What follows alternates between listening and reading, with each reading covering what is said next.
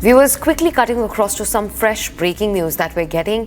And U.S. President Donald Trump met with Israeli Prime Minister Netanyahu as both the leaders discussed tariffs and the ongoing war in Gaza and even the tensions with Iran during the key meeting. This was the second sit-in-person meeting that Trump held with Benjamin Netanyahu ever since he came back to power. And in fact, this is the first meeting with a foreign leader since Donald Trump announced the new tariffs just last week, which sent the markets crippling into a downward trend just yesterday. This comes as the second key sit-in meeting between President Donald Trump and Prime Minister Benjamin Netanyahu. Listen in to a snippet from their conversation.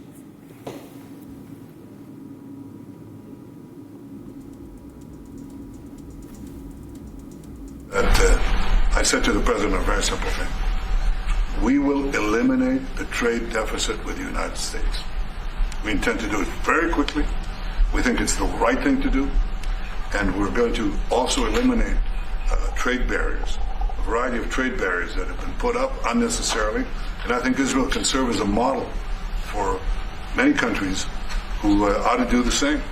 I recognize the position of the United States. It says, we're allowing other countries to put tariffs on us, but we don't put tariffs on them. And, I'm a free trade champion, and free trade has to be fair trade. And I think that's basically the position that you have put forward, Mr. President. We are going to eliminate the tariffs. Viewers, it's time to take a quick check of the fiery IPL match from last night. In a thrilling showdown at the Wankhede Stadium on Monday, Royal Challengers Bengaluru pulled off a stunning victory over Mumbai Indians by just 12 runs in a high-scoring clash. RCB posted a formidable 221-5 thanks to half-centuries from both Virat Kohli and Rajat Patidar.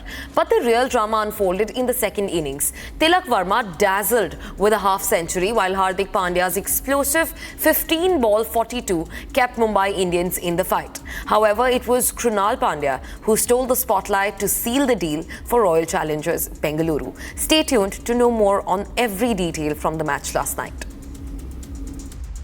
Run fest in the Indian Premier League, well, that's a pretty common sight. But an absolute thrilling run fest that goes right down to the wire, well, that is exactly what we saw in the IPL 2025 game between the Mumbai Indians and the Royal Challengers Bengaluru. It was an absolutely thrilling game that, truth be told, you didn't know which way it was going right up until the last 3 balls of the final over. But the good news, if you're an RCB fan, is that a decade-long jinx has finally been ended. And if you're an MI fan, you'd doubtless be wondering what exactly needs to be done to ensure that these poor starts to a season don't keep happening. But we'll delve into the major talking points of this particular match. And let's start off, of course, with the form of 2 cricketing stalwarts, Virat Kohli and Rohit Sharma. Now, obviously, both of these players have retired from T20I cricket. They've done so after India's victorious T20 World Cup campaign in 2024. But there has been some doubts really over whether or not they fit into the IPL the way it is currently.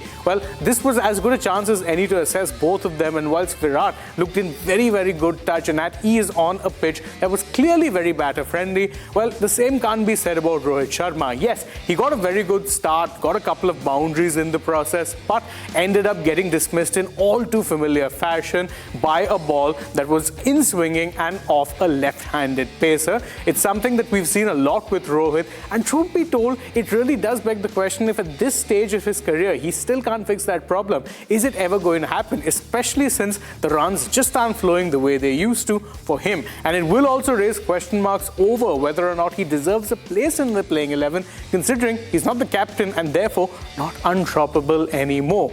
What really needs to be done to address this trend of slow starts? Now, most people thought that MI had turned the corner after they beat the Kolkata Knight Riders in their 3rd game of the season, and that was coming off back-to-back defeats. But they have followed up that particular win with, well, back-to-back defeats. It's not been a very good time for MI, which means that out of 5 games, they've now lost 4, and once again are looking at an uphill task when it comes to qualifying for the playoffs and potentially competing for the title. Now, Now, it is worth noting that they have prior history of actually being able to do just that. They did it in 2013 and thereafter in 2015 as well, where they overcame poor starts but then went on to win the title. But the IPL landscape is very, very different now, and if you don't start well, chances are you're not going to be in the playoff race. So if MI need to stay in that playoff race, they need a reversal of fortunes, and they need it very, very fast.